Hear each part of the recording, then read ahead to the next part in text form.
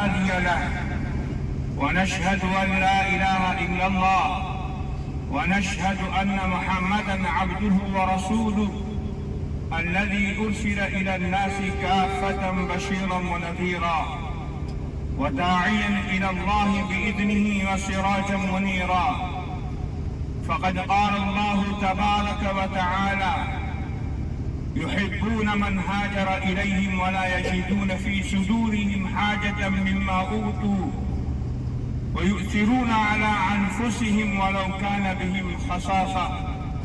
صدق اللہ العلی العظیم۔ میرے محترم بزرگوں، نوجوانوں، میری مائیں، میری بہنیں، آج کا ہمارا سفر بڑا مقدس سفر ہے۔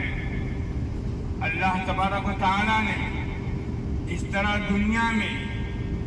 لوگوں کو ایک دوسرے پر فضیلت دی ہے، جیسے انبیاء کرام کو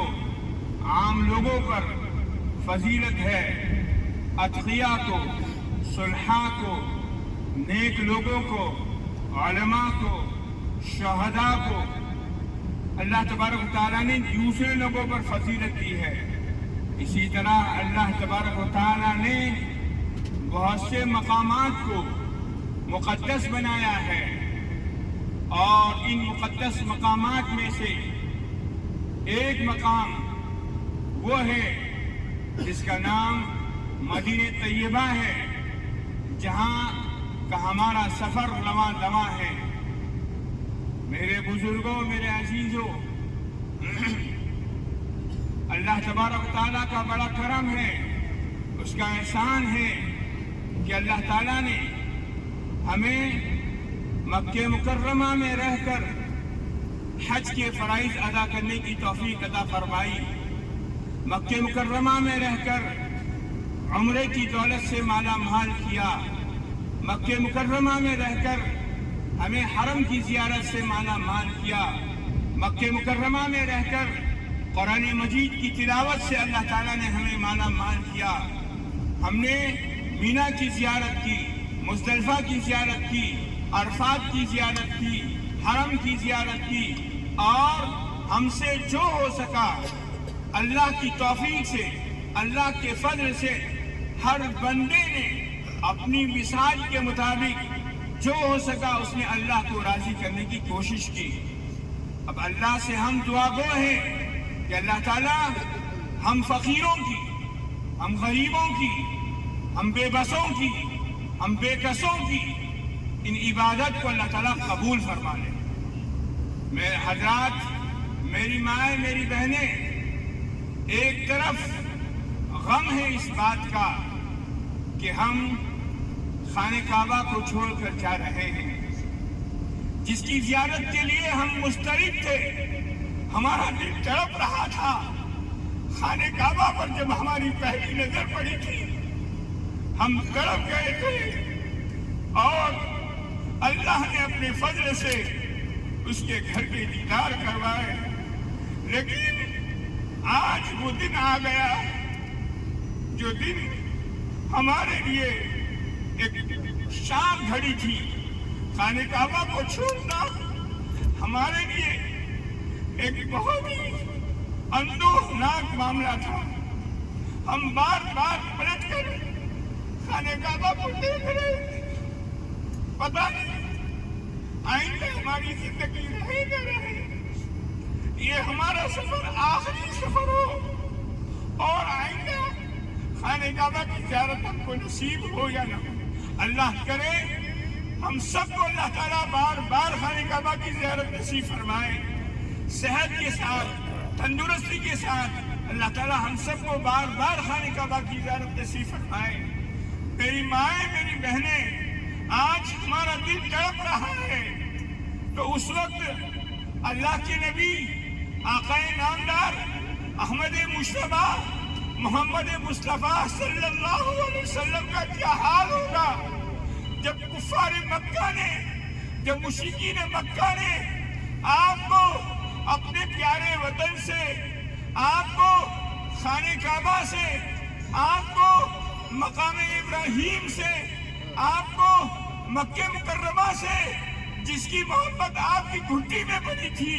جو آپ کا مولد تھا، جو آپ کی پیدائش کی جگہ تھی، جو آپ کا آبائی وطن تھا، جہاں آپ پیدا ہوئے، جہاں آپ پروان چڑھے، جہاں آپ نے 50 سال کی زندگی گزاری ہے، اس وطن کو کفار مکہ نے، مشرکین مکہ نے آپ کو چھوڑنے پر مجبور کیا ہوگا۔ اس وقت جب اللہ کے نبی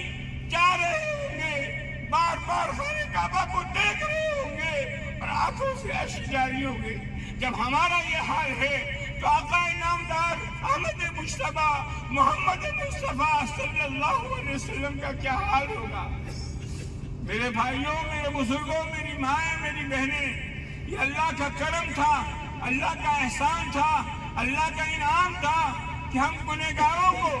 ہم ناہنجاروں کو، ہم مجرموں کو، ہم پاپیوں کو،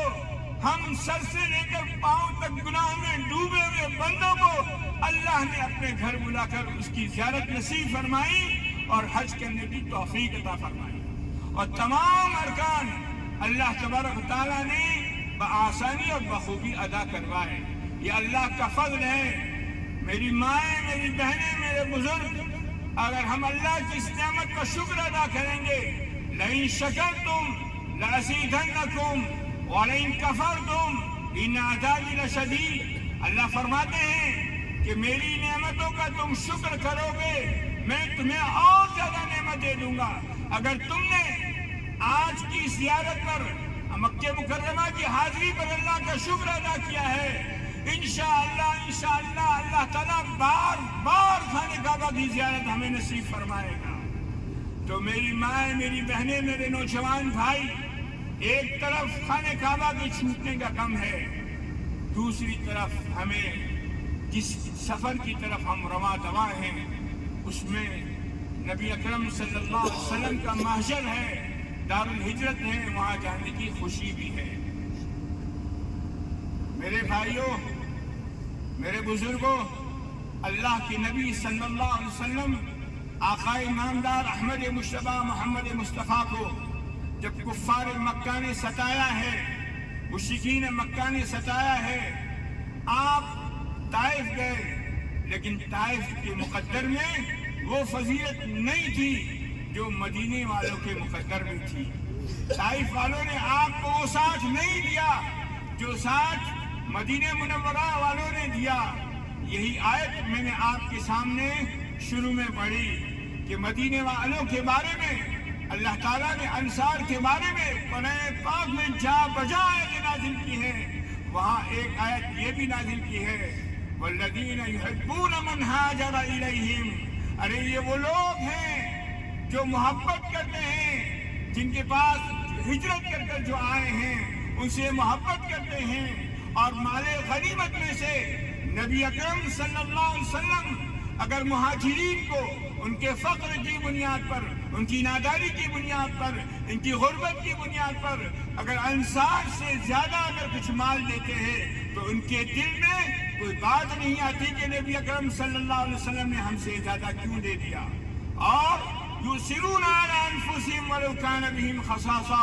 وہ لوگ اپنے اوپر دوسروں کو یعنی مہاجرین کو ترجیح دیتے ہیں۔ یہ انصار وہ تھے جنہوں نے اپنے گھر مہاجرین کے لیے خالی کر دیے، جن کے پاس 2 3 بیویاں تھیں، انہوں نے اپنے ایک بیوی کو طلاق دے دی مہاجرین کے لیے، اور رسول اکرم صلی اللہ علیہ وسلم کا پورا ساتھ دیا۔ یہ مدینہ وہ محترم مقام ہے، یہ وہ معزز مقام ہے جس کی قسمت میں اللہ تعالیٰ نے یہ لکھ دیا تھا کہ دین اسلام کا فریضہ، دین اسلام کا جھنڈا اگر پوری دنیا میں بلند ہوگا تو اسی مدینے سے بلند ہوگا۔ یہی ہوا، اللہ کے نبی صلی اللہ علیہ وسلم مکہ مکرمہ سے ہجرت کر کر مدینہ منورہ تشریف لے گئے ہیں، تو وہاں انصار نے آپ کا پورا ساتھ دیا، نبی اکرم صلی اللہ علیہ وسلم کا ساتھ دیا، اور نبی اکرم صلی اللہ علیہ وسلم انصار سے محبت کرتے تھے، اور انصار نبی اکرم صلی اللہ علیہ وسلم سے محبت کرتے تھے، اور اللہ کے نبی صلی اللہ علیہ وسلم نے انصار اور مہاجرین کے درمیان میں مواخات قائم کر دی تھی، ایک دوسرے کو بھائی بنا دیا تھا۔ تو ایک مرتبہ ایک صحابی حضرت سلمان فارسی رضی اللہ تعالیٰ عنہ کو خط لکھتے ہیں، جب وہ مدینہ منورہ سے جو بیت المقدس چلے جاتے ہیں تو وہ خط لکھتے ہیں اور یہ کہتے ہیں الحمدللہ الذی آتانی مالا و اولادا۔ پھر تو وہ خط حضرت سلمان کو پہنچتا ہے وانزلنی بالارض المقدس۔ تو حضرت سلمان، جس کا مطلب یہ ہے، وہ یہ کہتے ہیں کہ اللہ تعالیٰ نے مجھے مال بھی دیا ہے، اولاد بھی دی ہے، اور جو ہے اللہ نے مجھے مقدس سرزمین پر اتارا ہے۔ حضرت سلمان نے جو جواب دیا ہے وہ جواب سونے کے پانی سے لکھنے کے قابل ہے۔ وہ فَاعْلَمْ يَا أَبَا دَرْدَاء إِنَّ الْأَرْضَ الْمُقَدَّسَةَ لَا تُقَدِّسُ الْإِنسَانَ وَلَكِنْ تَقَدَّسَ الْإِنسَانُ بِالْأَعْمَالِ الصَّالِحَةِ وَالْأَخْلَاقِ الْفَاضِلَةِ يَا لَيْتَكَ آتَاكَ اللَّهُ بَدَلَ المال علما نافعا وبدل الاولاد عملا صالحا۔ ان ابو درداء کو حضرت سلمان فارسی نے جواب دیا ہے، اے ابو درداء، افسوس افسوس، فعلم یا ابا درداء، اے ابو درداء، ان الانسان کہ انسان مقدس سرزمین کو